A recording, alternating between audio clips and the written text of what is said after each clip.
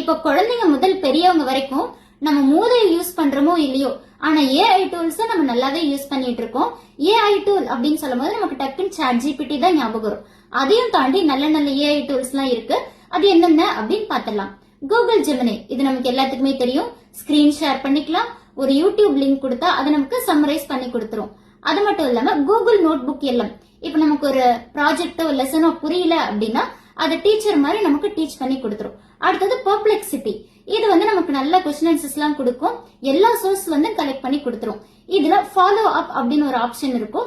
இதை யூஸ் பண்ணி நம்ம ஃபர்தரா கொஸ்டின்ஸ் கேட்டுக்கலாம். இதுல இன்னொரு பிளஸ் என்ன அப்படின்னு பாத்தீங்கன்னா, நம்ம வாட்ஸ்அப்ல கூட யூஸ் பண்ணிக்கலாம்.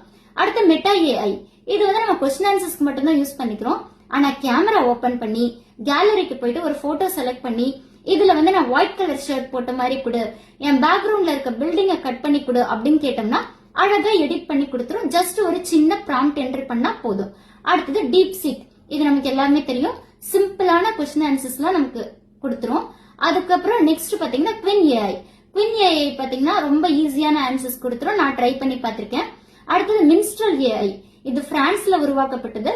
ஆனா தமிழுக்கு ரொம்ப ரொம்ப அழகா சப்போர்ட் பண்ணுதுங்க. ட்ரை பண்ணி பார்த்துட்டு எப்படி இருந்ததுன்னு சொல்லுங்க. அடுத்தது ரேகா ஏஐ, இதுவும் நமக்கு நல்ல ஆன்சர்ஸ் கொடுத்துருது. கோபைலட், இது மைக்ரோசாஃப்டோட ஏஐ. இது நமக்கு வாய்ஸ் கால்ல கூட நம்ம ஆன்சர்ஸ் கேட்டுக்கலாம். ஒரு ஃப்ரெண்ட் மாதிரி பேசும். அடுத்தது கிராக் ஏஐ, இது நம்ம எக்ஸ்ல இருந்து எல்லா ஆன்சர்ஸுமே நம்ம கலெக்ட் பண்ணி கொடுத்துரும். முக்கியமா பிசினஸ் பீப்புளுக்கு ரொம்ப ரொம்ப யூஸ்ஃபுல்லா இருக்கும். தேங்க்யூ.